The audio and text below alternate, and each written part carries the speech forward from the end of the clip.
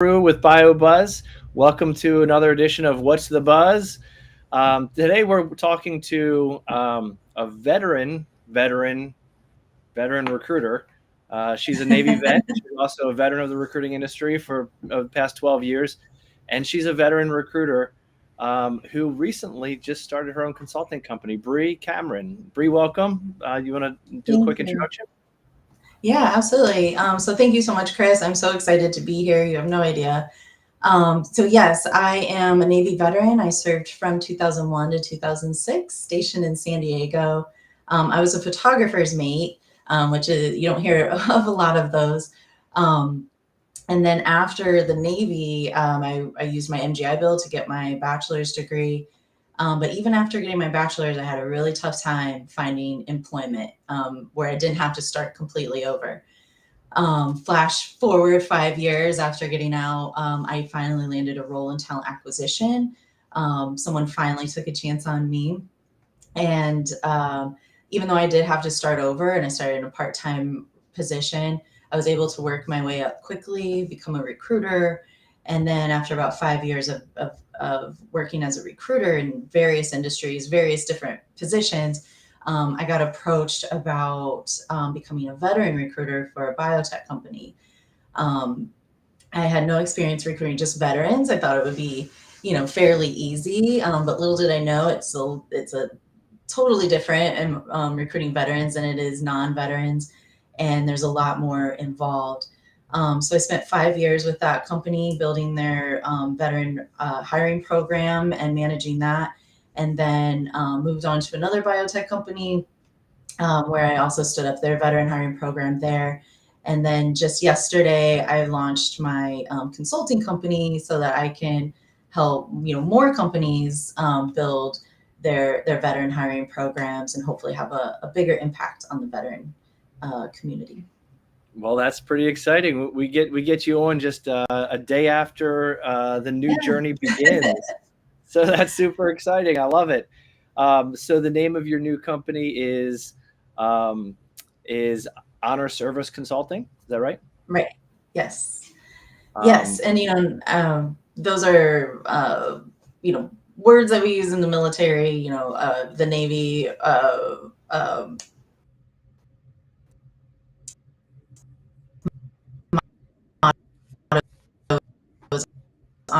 honor, courage,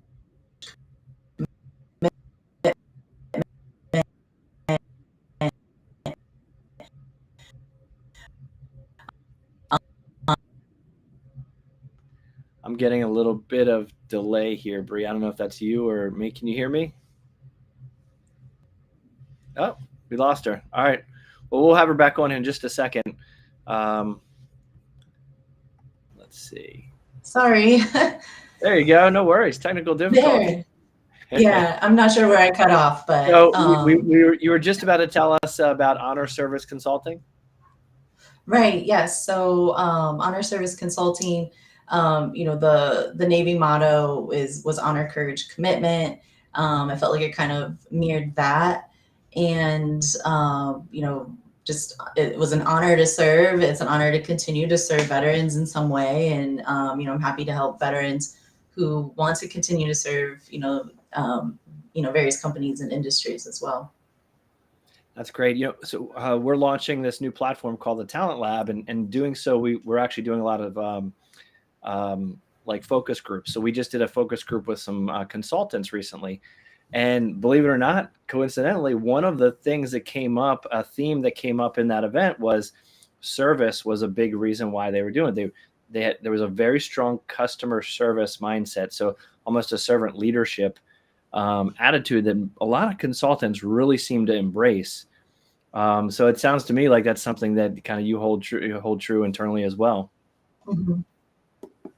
Of Well, course. that's Yep, fantastic. absolutely. So today we're talking about HR hiring, especially hiring veterans in the military. Kind of what's the state of the state and things going on. So there's a lot that we can cover today. I bet you and I could probably chat for well over 30 minutes. Um, but Great. so as a kind of maybe a starting point, could you tell us, like, I'm really impressed that you were able to, and I think it shows a need that you were brought on to help several biotech companies stand up or grow their veteran Mhm. recruiting practices.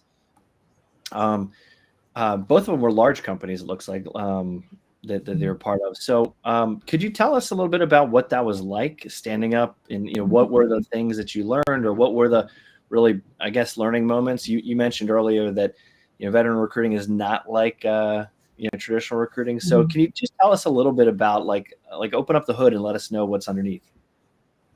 Yeah, absolutely. So, um, you know, my first company, I had no idea what biotech was. I was familiar with pharmaceutical. I didn't understand the difference between the two. They're very similar, but there are differences.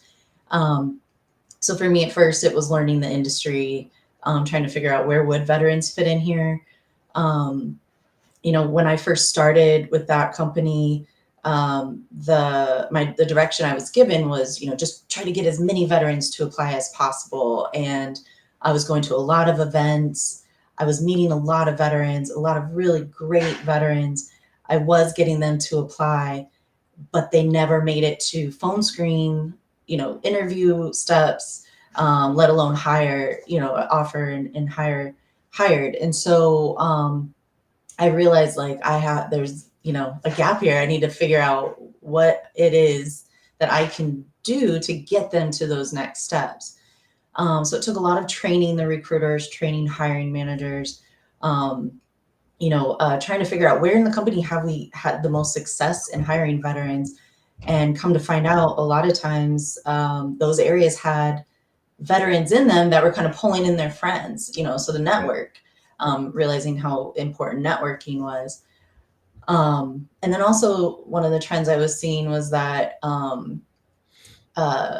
every time I would take a hiring manager or a recruiter, a civilian hiring manager, or recruiter to one of the events, they would walk away just flabbergasted. I cannot believe how talented these individuals are. They are, so much more qualified than I realized. And just kind of seeing that light bulb go off in their head. And then I had a believer after that. And so figuring out like, how can I do that on a larger scale? Like, how can I get more veterans actually face to face with recruiters, with hiring managers, so that they too can see, the value, the valuable talent that they would be getting. And so, creating different types of events, different types of initiatives that would allow for more face-to-face interaction. Because no matter how hard you work on a resume, military resume, it is hard to understand. It's hard for civilians to understand, no matter how well you try to translate it. Um, so that's kind of the approach I took. Or it took me 5 years in that first company to kind of crack the code and get things rolling. So when I started with the second company, I knew exactly what to do. I'm sorry. Got up again. So with the second company, I knew exactly what to do, and I hit the ground running. I was able to make a bigger impact sooner, thankfully. Yeah, that's great. What so it sounds like just awareness and understanding from your client side, like from the hiring manager as the client. Mhm. Sounds like that's one of the roadblocks or one of the issues. You mentioned also it's hard for a civilian hiring manager to read a military resume. Did you do anything special to solve that problem or to address that in the recruiting process? So a lot of times I would end up, kind of having to create like a little paragraph when I would send it over to the recruiters about this is what they were doing in the military. They would be a really good fit for this. This is what this means.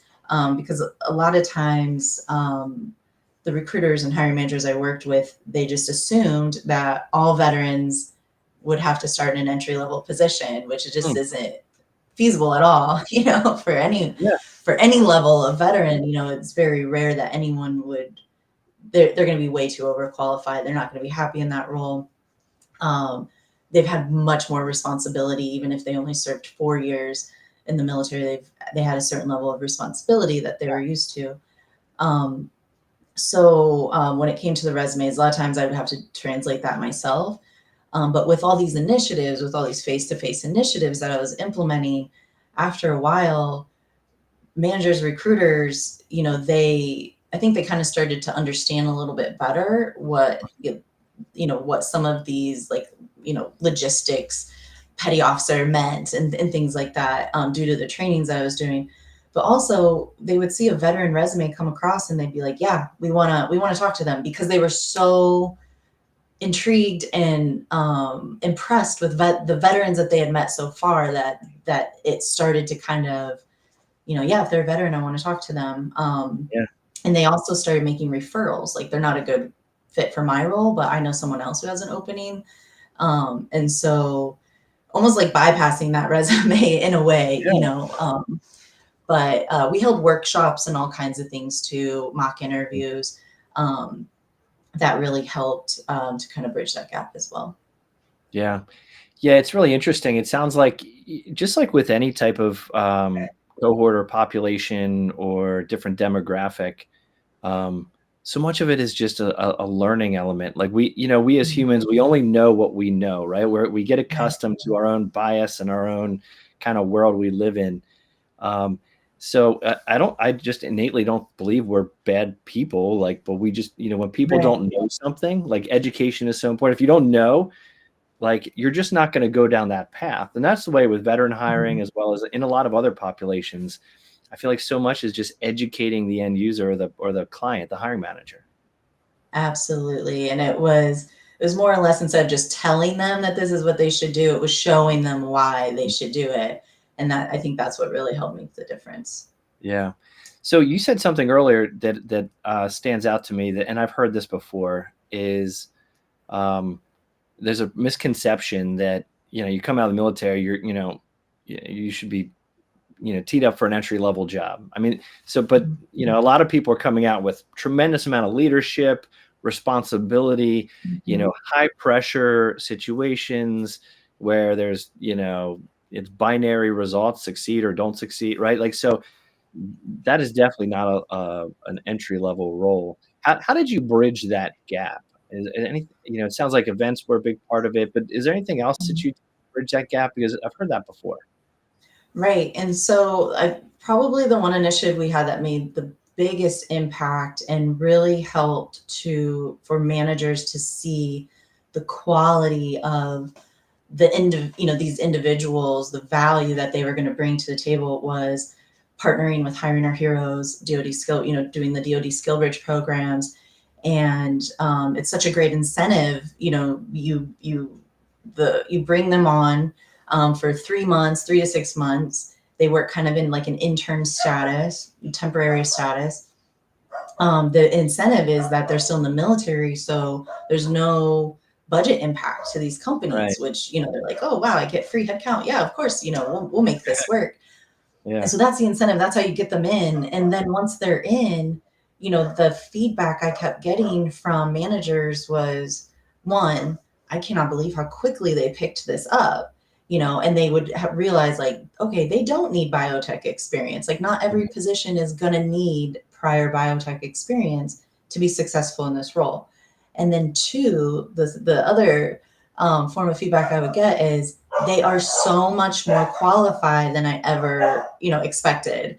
So I was thinking of them for this role, like a supervisor role, but really they're, they're a good fit for like a director role, and Yeah. I wouldn't have guessed, because they couldn't decipher the resume. Mm-hmm. And so once they can see that the work that they do, and then that carries on, even if they ever only host one veteran through that program, in the future, they're going to look at veterans differently and realize that, they're going to want to talk to them first and figure out where they could be a good fit.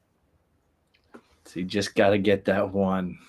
It takes time. It takes time, does. but by the end of working at that first company, I was bombarded with requests from vice presidents, senior leadership of like, we want to do more. We're opening a new site. We want to do more. So word eventually spread. But it So does. how did training is so big in this industry, and I hear that objection that you just shared too. Like, they don't have biotech experience. So the Skills Bridge is one application, one program. But like in terms of like brass tacks, like internally, like how what was training like when someone came in with no experience, and what was it like overcoming that objection? I mean, do you have examples outside of those, kind of formal programs on how we can educate, industry on kind of eliminating that as an objection? Right. So what we would do in the fellowship programs that I stood up, we would, and this was true for new hires as well, something that we would try to do. So for in the fellowships, the each fellow, coming through Hiring Our Heroes or DoD SkillBridge would have a buddy from our employee resource group. And so this is someone, and we would try to align it to where they had something in common, whether it was they did the same thing in the military, they were in the same branch, or they were on the same team that they're going to be doing their fellowship on. And so there were some similarities there, where they could, easily, that person would be the most helpful to them. So they always had that buddy throughout their fellowship. And then I started having the hiring managers also assign a buddy on the team, someone that that person could shadow, who could be their main point of contact, who they could, learn the most from. Maybe someone is also doing that job. And that seemed to be really effective because, like I said, after a couple weeks, they hit the ground running. They're doing the role, after just a few weeks, just a little bit of training. When it came to hires that did not come in through a fellowship program, first thing I would do is welcome them to the company, introduce them to the employee resource group, try to get them in front of some other veterans, because it felt like veterans were the best people to kind of ease them into that environment, especially if they're coming straight from the military.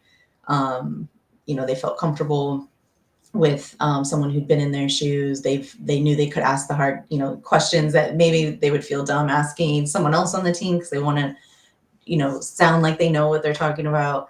So there were, Sounds like I relied a lot on my veteran network internally to help with that. That's great. It's again, I think it, community is so important, whether it's ERGs or just again, the vet community is close and tight, and they serve each other, and so that's great. What can you share in your experience? What are some roles or what are some different positions that really seemed that you saw a lot of traction with vets coming into? Are there any trends that you saw, or any particular roles that really aligned? And I know that again, the vet population is very diverse, right? So there's a lot of different roles. So that might be hard to answer, but just in general, I mean, anything in the biotech field that you think align well? Absolutely. So I would say with my first company that I worked for, surprisingly, it surprised us all that the top area for hiring veterans was sales. Makes sense though, if you think about it, like they're used to an untraditional schedule, and they're very self-disciplined. They like to travel, and they're very professional and good at speaking with others and hearing no. So it does make sense that would be a good fit for veterans. And then IT was the second, cybersecurity IT type roles was the second highest there. But I would say overall, when I'm working with candidates, the most popular request I get is for project management or something in operations. And so I think that overall, and that's why, veterans really would be good for any industry. But biotech, I don't think they realize that in biotech, there is this operations component to it. It's not just sales, it's not just science. It's like this whole operations department that keeps it, that is the heart of it. So I would definitely say, especially when you need someone in leadership in operations, that, finding a veteran, the differences that I would hear that these individuals made on their team after being hired was just, phenomenal. I've heard that too. Sales wasn't what I was expecting to hear, but that does make sense as I think about it. Biotech, you mentioned operations, but biotech is also a couple different characteristics that I think, especially in like the manufacturing or R&D side, or even just across the organization, there's often that it's very capital intensive, right? So it's, decisions are very important. So there's like critical decisions that have to be made, which I know is also the case in a lot of military roles. Strict adherence to guidelines, FDA Mhm. guidelines, GPs, right? So coming out of the military, you probably have similar experience, adhering Yeah. to rules and regulations. Um, uh, one of the other big ones I think is just culturally, and I'd love for you to speak to this and anything Mhm. else any other reason why you believe that life science makes a great place for vets to consider, but it's also duty to something bigger than yourself. Yeah. And why one of the reasons why I love this industry is because I love the idea that the little things I'm doing are making a big impact, Mhm. and that I'm serving a greater population than just my company or the companies I support, but I'm serving a much more bigger cause. And so those are just some of the things I've heard in the past. I'd love for you to talk to that, and from your experience, like what are those innate characteristics that are why life science should be a consideration and why employers should consider vets. Absolutely. So I can speak personally. After the military for years, I felt, like I kind of lost my purpose. Being in the military, especially in the time during the time that I was in the military, you felt at the end of each day like I'm doing something good. I'm a part of something bigger than myself. Like I'm helping and protecting people in whatever way I can, whatever part I played in that. And so, and for years, and it wasn't until I was about maybe 4 or 6 months, when after working in the biotech industry, that I realized like I had that feeling back, that feeling of having a purpose and being a part of something that's bigger than myself, and once again helping people. And this time, I wasn't serving my country; I was serving patients, and in some way, and that was really meaningful to me. And then just hearing the stories of the people that were helped by the products that these companies were making, that was really meaningful, as well. And then watching other veterans, after they got hired in, kind of finding that purpose again and feeling that sense of service. um, I think that's probably the main thing that it comes down to, is just um, being a part of something great like that, that's helping others, and being able to make an impact. Yeah. Yeah, I've heard that several times, and I'm glad to hear you say the same. And I think I've been recruiting for life science companies for almost 20 years now. Share my age a little bit, um, and I can't tell you like how important it is that you have that kind of mission orientation. Um, this industry takes Mm, a long time to get a product to market. There's a lot of hurdles. There's a lot of challenges you have to get through. There's a lot of no's. There's a lot of failed mhm, experiments. Um, and so much is not the technical background. So much of what makes people succeed is their again, their passion that they can bring to the table. And I just think that, if you're in a life science company right now and you're recruiting, it's a tight job market. I know there's been a lot of layoffs this year. It's been a mhm. rough year for a lot of people, which I send blessings out Right. to. But it's still a tough job market for a lot of different roles, and there is a great population of people. Something like 100,000. What are the numbers? How many retire every year from the military? Oh my gosh, I forget. I'll give you No, but I think you're right. I think it is about 100,000 a year that at least separate from the military. Yeah, separate from military. What a prime pool of talent that thinks like you, that's mission driven like you, that knows how to follow SOPs. And to me, again, Mhm, there's a tremendous opportunity. Now you just transitioning. So you've worked with a lot of large companies. I think one of the things mhm, I'd love to just chat about with you today, and just to get your thoughts on, is large companies can afford to hire a veteran recruiter. I'm sure they will be hiring you as your in HonorService Consulting very soon here. And I know it's only day 2, but I have no doubt you have people lined up for that. But what's the opportunity for mid-size or smaller companies? How do we bring them into the fold and make this easier for them? Right, absolutely. Yeah, so very good point, because I do know some smaller companies that would like to hire more veterans. And so what I would say is engaging with your local, veteran community if possible. So, if there's a base nearby, they have TAP classes, and it sounds fancy, but it actually stands for Transition Assistance Program. And so they give companies the opportunity to go in there and talk about what they do, and that gives the veterans who are usually they're within a year of transitioning out of the military. And so being able to, get in front of a group like that, so they keep you in mind. Also, any size company can sign up for Hiring Our Heroes or DoD Skill Bridge. And I just saw someone put that in the chat too. And so any size company, so even if you just want to host like 1 or 2, you can bring in veterans that way, and then hopefully hire them on at the end. Other things you can do, LinkedIn is an excellent tool for finding veterans. You don't have to have a LinkedIn recruiter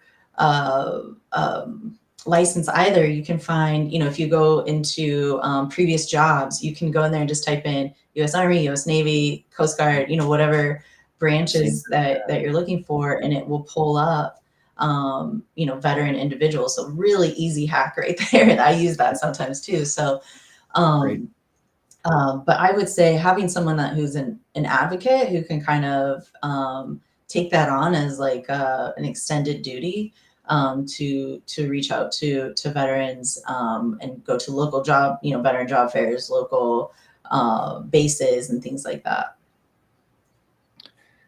Yeah, and the word community came up several times. I mean, it is a community, and just like any recruiting, I mean, again, go back to as a recruiter, like so often clients just want to see resumes, and and I always bring it back to like baseball, like the they have a farm league, they invest Right. billions of dollars in a farm league for talent, and it's a talent development program. It's interesting how, like, again, if sports has kind of figured out some ways to nurture the right talent, and other industries are like, just send me resumes when I need to hire. Like it's, but it is it's participating in the community, and that's why BioBuzz exists, to nurture a job seeker, a hiring community around different geographies. So I encourage everyone to really participate. We do veteran events. One of our Board of Buzz members is part of a group called Reveille Ground in Baltimore, and they're a community for vets. There's a lot of programs in Maryland, just where I sit. I know you're down in Georgia, but again, Kite had a Maryland facility where you were at. Amgen actually just bought Horizon, so Amgen's now part of Maryland's community. But there's a huge veteran population here. We've got 5-10 forts and bases, like, just all around the state. Yeah. So I'm really encourage everyone listening from an HR perspective that there's a tremendously untapped opportunity, or maybe not untapped, but not tapped enough, maybe half tapped opportunity that you need to think about. And hopefully this discussion's helpful. Hopefully, they'll reach out to you also afterwards here to talk more about that. I know our new talent lab, we will have a veteran community in that. So that's launching, end of quarter 1 in 2024. So we're very interested in this being a community that we support, that we invest in, that we increase participation in. Again, if nothing else, just because geographically, it makes sense. This population is right here and primed for life science careers. Well, we had some comments. Let me just check to see if anyone asked any questions. SkillBridge came up, it looks like. And I see Chris said it was 200,000 to 250,000 who are separating from the military each year. No kidding. That's twice as much that we thought. I mean, hey, that's even I knew it was in the hundreds of thousands. I just didn't realize it Yeah. was that many. Yeah. Wow. Well, tremendous opportunity. I guess in closing, want to kind of keep to everybody's schedules here. One, how can people get in touch with you? So you can go to my site. It's HonorServiceConsulting.com. You can connect with me on LinkedIn, Bre Cameron. And then my contact info is on LinkedIn as well, with my business email address, link to schedule a consultation with me.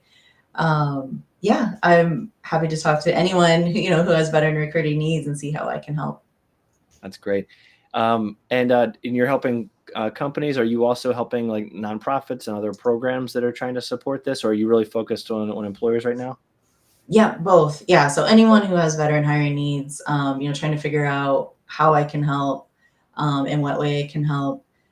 Definitely, we'll be tapping into my candidate, network eventually as well. I definitely want to help individuals I've been working with for years, find employment. So, but yes, helping other companies stand up their veteran hiring programs, or how to throw different or how to implement different initiatives and things like that to increase their hiring.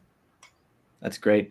Well, you and I worked together closely when you were at Kite, and I can attest personally to how impressed I was with the results you did, and how you engaged a lot of the candidates. I actually talked to several candidates who also had worked with you, who had the same feedback. So I'll just give my personal plug to anybody interested that you're going to get a tremendous resource in Bre. So so thank you for taking the time today. I know this was a last minute ask of mine to fill in, but I'm super happy that this worked out, especially like even the launch of your new company. Like this is awesome. I can't wait to hopefully check in with you maybe in 6 months, and we'll see how things are going. Yeah, absolutely. Thank you so much, Chris. I'm so grateful, and it was so good seeing you and talking to you again.